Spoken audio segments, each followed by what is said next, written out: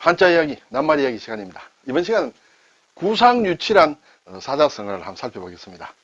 구상유치란 말을 들으면 글쎄요, 제 같은 경우에는 여러 번 매스컴에서 봤습니다만 예전에 YS와 DJ 40대 기스론 할 때 신민당 당수였나요? 유진산 씨가 이런 얘기를 했다는 것을 가끔 생각나게 합니다. 가끔 접할 수 있는 그런 사자성어다. 이 구상유치의 정확한 뜻이 뭐고 유래가 어떻게 되느냐, 그리고 이 낱말의 각 글자들이 가지는 또 다른 낱말들을 한번 살펴보겠습니다. 구상유치다. 구는 입이다, 그렇죠? 상은 오히려 그런 뜻이에요. 오히려 상. 유는 이제 젖이다, 젖유.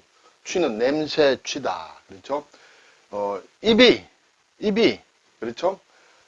아직 전내가 난다 하는 그런 얘기다. 그것은 여러분 잘 아시리라 생각이 듭니다.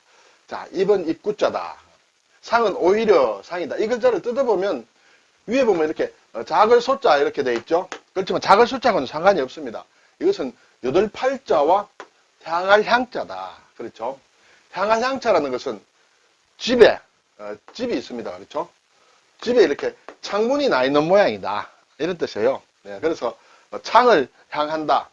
옛날 집에 창문에서 뭔가 공기가 나가고 들어오고 하는 그런 모양이다. 그것이 오히려란 뜻으로 쓰이고 있다. 이렇게 되겠습니다. 유는 젖유다. 젖. 자, 왼쪽 부분을 보면 그렇죠? 이것이 이제 부예요. 미쁘다. 미쁘다는 것은 믿을만하다는 그런 뜻이에요. 여기에 보면 이제 손톱조가 있습니다. 손톱조는 손을 뜻하죠. 위에서 이렇게 내려오는 손이다. 그리고 아들자다. 이것은 손으로 아이의 머리를 잡고 있는 모양이다. 그런 뜻이에요. 그래서 이것은 어머니가 아기를 안고 있는 모양이다. 그래서 젖을 주는 모양이다. 이 을자와 젖과는 직접 상관이 없습니다만 그런 모양으로 생각을 한다. 그리고 냄새치다. 냄새는 코로 맡습니다. 그래서 스스로 자다. 스스로 자의 원래 뜻은 코였다. 그랬죠? 그리고 개견자예요. 그렇죠? 개코다. 개는 냄새에 좀 민감하다. 냄새를 잘 맡는다. 이렇게 얘기를 하죠. 그래서 구상유치다. 국어사전을 보니 입에서 아직 전내가 난다. 전내. 그렇죠? 전냄새. 그래서 말이나 행동이 유치하다. 전내가 난다는 것은 아직 어린 아이다. 젖먹이다. 그래서 젖먹이 행동은 유치하다. 유치함을 이르는 말이다. 예문을 보니 그는 어눌한 행동과 말투 때문에 친구들로부터 구상유치라는 소리를 듣는다. 저 친구 아직 유치해. 생각하는 것이나 행동하는 것이 아직 젖먹이 수준이야. 그런 얘기가 되겠죠. 황구유치라고 됩니다. 황구, 노란 잎이에요. 노란 잎이라는 것은 어린 새의 뿌리가 노랗다 하는 그런 뜻이에요. 그렇죠? 그래서 황구유치라고도 한다. 이제 사실은 구상유치라는 낱말 정도를 쓸 수 있는 사람이라면 이 취자를 제대로 발음을 하리라 생각이 듭니다. 그렇지만은 이렇게 잘 알고 있는 사람도 빨리 얘기를 하다 보면 구상유치라고 이렇게 얘기할 수도 있습니다. 그렇죠? 그래서 왜냐하면 이 유치라는 말은 우리에게 상당히 익었습니다. 유치하다. 그렇죠? 어린 아이 같다. 이런 얘기죠. 유치원이라고 할 때 또는 치기를 부린다. 어린 아이 같은 행동을 하는 그런 것을 치기라고 하죠. 이런 말에 익숙하다 보니까 뜻도 물론 이제 유치한 행동이 들어가 있기 때문에 구상유치다. 이렇게 얘기할 수 있겠지만은 이것은 아니다. 그렇죠? 유치하다는 것은 나이가 어리다. 또는 수준이 낮거나 미숙하다. 그래서 경우에 따라서는 또는 실수로 또는 잘못 알고 치로 발음할 수도 있다. 이렇게 되겠죠. 어디에 나오는 말이냐? 출전을 한번 따져봤습니다. 한서, 고제기를 나온다. 고제. 또는 사기의 고조봉기다. 고조. 한고조. 한나라 고조. 초대 황제가 되겠죠. 그 유방입니다. 그렇죠? 한나라 유방과 초나라 항우가 싸우던 초한정패의 시대의 얘기다. 이렇게 되겠죠.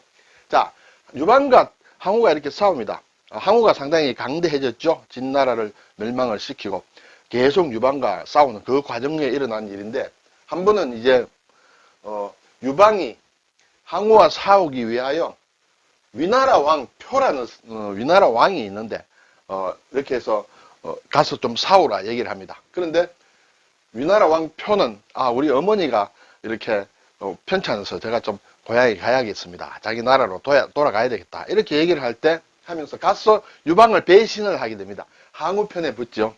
그래서 안 되겠다. 이 위나라 왕 표를 먼저 좀 징벌을 해야 되겠다. 먼저 쳐야 되겠다. 이렇게 생각을 하고 유명한 장군 한신을 보냅니다. 한신을 보내서 표를 치게 합니다. 자, 그때 유방이 여기기라는 사람에게 묻습니다. 여기기가 이제 위나라의 사정을 잘 알고 있습니다. 여기기에 묻습니다. 자, 이 표나라의 대장은 누구냐? 예, 우리 쪽 대장은 한신인데 표나라의 대장은 누구냐? 이렇게 물으니까 여기기가 백직이라는 사람입니다. 그러니까 유방이 듣고 뭐 백직이라고? 그러면서 웃으면서 하하, 그런 녀석은 구상유치야. 아직 젖비린내 나는 그런 수준이야. 이렇게 얘기를 하죠. 그래서 백전백승에 우리 한신 장군을 당할 수 없어. 이렇게 얘기한 것에서 유래한 것이다. 물론 한신이 이렇게 백직을 물리치고 또 표를 사로잡습니다. 막 그런 스토리가 이제 계속된다. 여기에서 한 고조, 유방이 한 말이 구상유치다. 이렇게 되겠습니다. 자, 자료를 검색하는 도중에 김삿갓의 구상유치라는 말이 나왔습니다. 자, 김삿갓은 우리가 잘 알죠? 김병년이다. 그렇죠? 삿갓을 쓰고 전국을 방랑했다. 자, 어느 날 여름에 김삿갓이 이렇게 어느 마을을 지나가는데 많은 늙은 유생들이 모여서 개를 한 마리 잡고 시회를 열고 있습니다. 예전에는 그랬죠? 시를 한 수씩 이렇게 하고 또 분평을 하고 하는 시회를 하고 있습니다. 그래서 김삿갓은 참 당대의 지식인이라고 할 수 있고 시인 가객이라 할 수 있습니다. 그래서 넌지시 가서 이렇게 뒤에 앉아서 이렇게 시 짓는 것을 봅니다. 그러니까 김삿갓의 수준으로 볼 때는 참 수준 낮은 그런 시를 가지고 놀고 있네 이렇게 생각을 하고 있습니다. 그런데 김삿갓이 거기에 앉아 있는 것은 자, 개를 잡고 지금 술을 한 배씩 돌리면서 이렇게 시를 발표를 하는데 술이나 한 잔 얻어먹을까 하고 앉아 있습니다. 근데 시를 만드는 수준은 참 유치하고 그렇지만 이제나 저제나 술이나 한 사발 올까 하고 있는데 아무리 봐도 술이 오지 않습니다. 네, 김삿갓의 행색이 그리 좋지 않았겠죠. 그래서 김삿갓이 한마디 합니다. 참 구상유치로구만 하고 이제 떠나버립니다. 자, 구상유치란 말은 그때 모든 선비들이 다 알고 있었겠어요. 그래서 무엇이라고? 저놈이 누군데 감히 우리의 수준을 뭘로 보고 아직 젖비린내 나는 것으로 생각을 하느냐, 분평을 하느냐, 이렇게 해서 잡아옵니다. 네, 데려와서 아니 당신이 왜 우리를 보고 구상유치라고 했느냐 하니까 그때 김삿갓이 한 얘기가 구상, 개를 잡았다. 그렇죠? 개가 초상이 났다. 그렇죠? 개를 잡았고 유치다. 유는 이제 유교의 선비다. 그죠? 선비들이 모였다는 그런 얘기죠. 그렇죠. 개를 잡아놓고 선비들이 모여 있는 것이잖아요. 그렇게 얘기를 했는데, 왜 뭐가 잘못됐어? 이렇게 얘기를 하죠. 그러니까 그 모인 선비들이, 이 사람이 보통 사람이 아니구나 해서, 술을, 대접받고 떠나갔다는, 막 그런 김삿갓의 구상유치라는 얘기를 제가 읽었습니다. 자, 여기에 김삿갓의 구상유치는 물론, 원래의 구상유치에서 소리만 같은 것이죠. 개가 상을 당했다. 개가 죽었다. 개를 잡고 그러니까 유생들이 선비들이 취는 모인다 또는 모으다는 그런 뜻이에요. 모을 취자다. 글자가 상당히 복잡하게 보입니다만 가질 취자죠. 네, 가질 취에다가 무리 중자요. 무리 중자가 모인 것이다. 우리가 무엇을 자료를 취합한다. 여기저기서 모으는 것을 취합이라고 그러죠. 또는 취락 마을을 얘기한다. 그렇죠. 락에는 마을이라는 뜻도 있어요. 그래서 구상유치 이런 우스갯소리도 있다는 것을 한번 말씀드립니다. 자, 글자를 좀 더 살펴볼까요? 오히려 상이다. 네, 숭상한다. 그런 의미로 많이 쓰인다. 고상하다. 네, 그렇죠. 고상하다. 또는 숭상한다. 상무정신, 무를 숭상한다. 그렇죠. 너무 문야하게 빠지지 않고 이렇게 기상을 돋우는 무를 숭상한 것이 상무다. 또 상궁이다. 궁전에 있는 상궁이다. 돼버려요. 가상하다. 예, 가히 칭찬할 만한 것을 가상하게 여긴다. 상주, 경상도 할 때 상주죠. 그래서 경상도는 경주와 상주를 합친 말이다. 시기상조다.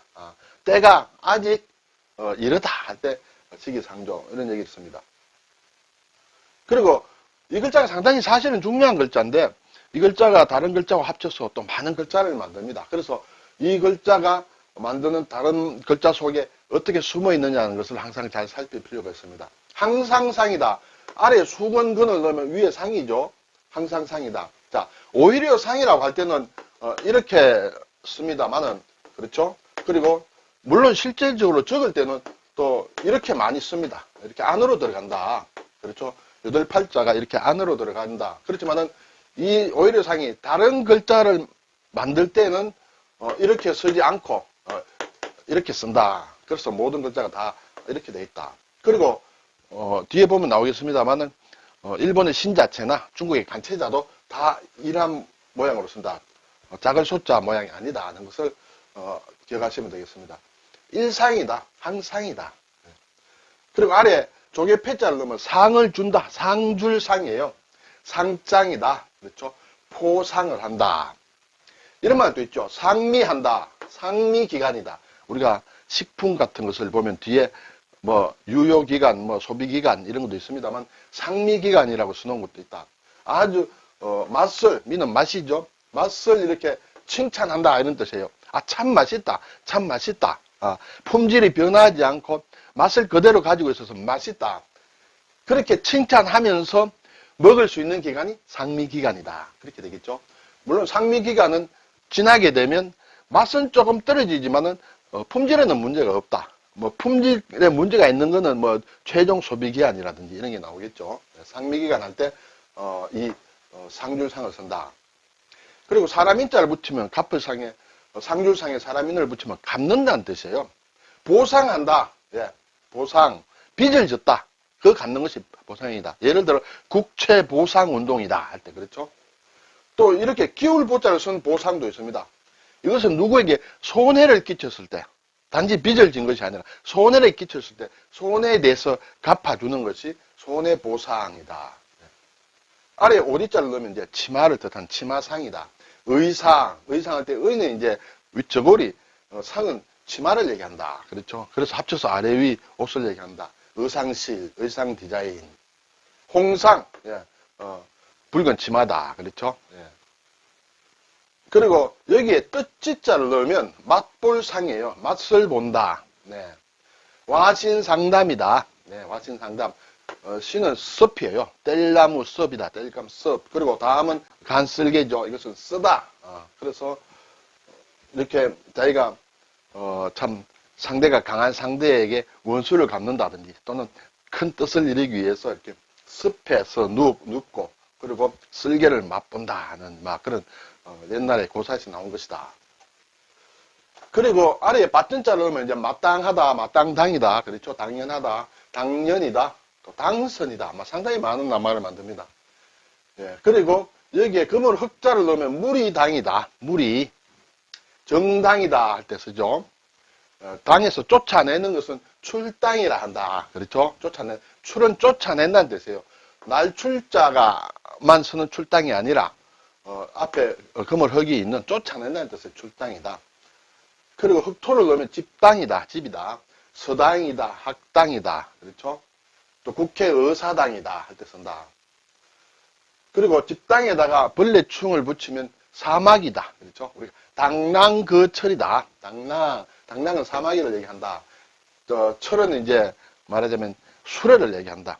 자, 수레가 오는데 사마귀가 그걸 막아보겠다 하는 것이 택도 없이 되지도 않는 일을 하려는 것을 당랑거철을 한다. 나무목을 넣으면 이제 아가위당 식물이다. 팥배나무다. 막 이렇게 하는데 우리가 잘 쓰지는 않습니다만 해당화, 그렇죠? 해당화 할 때 이 당자를 쓴다. 아래에 손수자를 넣으면 손바닥장이다. 장갑이다.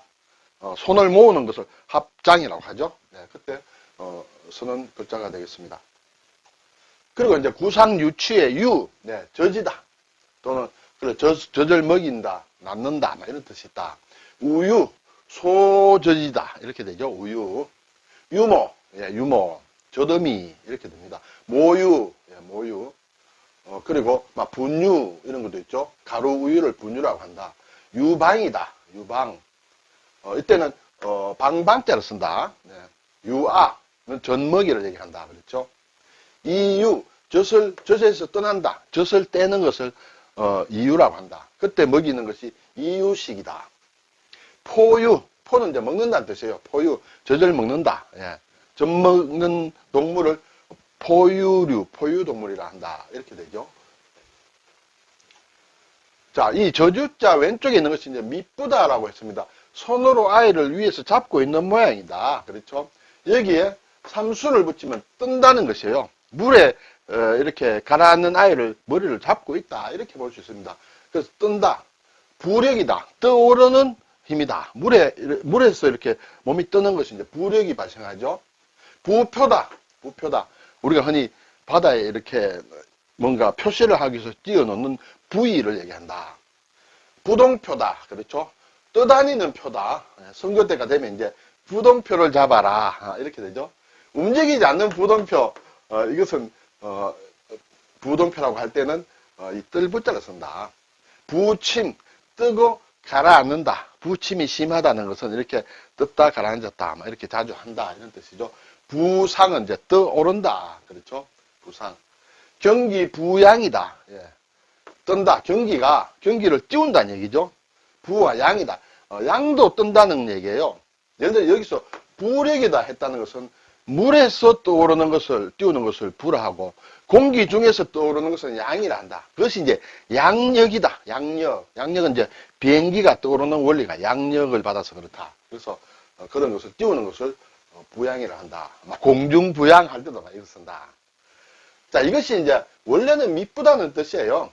미쁘다는 것은 믿을만하다는 그런 뜻이에요. 그래서 믿는다. 그리고 원래는 알이다. 이런 뜻도 있었다고 합니다. 근데 이것이 믿을만하다. 미쁘다는 뜻으로 쓰이면서 알을 깐다. 알깔부. 여기서 이제 알란자를 넣는다. 계란할 때 그렇죠.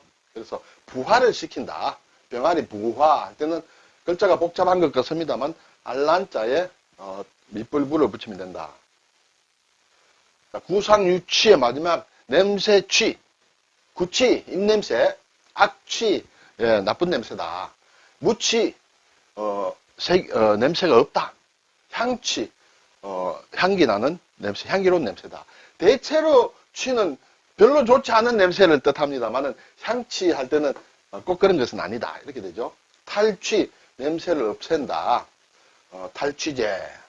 채취, 몸에서 나는 몸냄새. 자, 이것이 이제 원래 냄새고 또는 냄새를 맡는다는 뜻까지 있었는데, 냄새라는 명사로만 쓰다 보니까 냄새를 맡는다라는 의미에는 입구자를 붙여서 맡을 후다. 예. 후각이다. 그렇죠. 우리가 후각, 코로 냄새를 맡는 감각이 후각이다 할 때는 입구자를 붙여서 후로 읽는다. 자, 한중일 한자를 보니 구상유치 같은 글자를 쓰고 있다. 일본의 신자체와 간체자의 상자, 그렇죠. 정자로는 이렇게 쓰지만은 위에 그렇죠. 위에 이렇게 쓰는데 신자체와 간체자는 이렇게 쓴다. 이렇게 쓴다. 그렇죠. 물론 이 부분이 글자를 예를 들어서 이렇게 쓰면 또 다른 글자예요. 그렇죠. 이렇게 쓰는 거는 쓰는 글자는 없다. 이렇게 되고 그리고 우리도 이 정자지만은 실제로 많이 손으로 쓸 때는 이렇게 더 많이 쓰죠. 네. 그리고 유는 같다. 취는 냄새 취는 신자체는 좀 다르다. 신자체 냄새 취는 이렇게 스스로 저 아래 그렇죠. 개견자다. 개가 냄새를 잘 맡는데 이것을 지워버렸어요. 신자체에서는. 그러면 클대자가 됐다. 이렇게 되면 사람들이 야, 글자의 자원 자체가 변해진 거 아니냐. 냄새라는 것이 개 코를 뜻하는데 점을 떼버리면 개가 아니지 않느냐. 막 이렇게 불평하는 사람들도 있습니다. 근데 달리 생각해보면 코가 크다. 큰 코가 냄새를 잘 맡는다. 억지로 그렇게 얘기할 수도 있을까요? 어쨌든 신자체에서는 점이 빠졌다. 그런데 간체자는 정자와 똑같다. 이렇게 되겠습니다. 네, 오늘 구상유치 그렇죠. 입에서 아직 전내가 난다. 젖비린내다 하는 그런 얘기와 또 김삿갓의 또 다른 구상유치를 한번 살펴보았습니다. 감사합니다.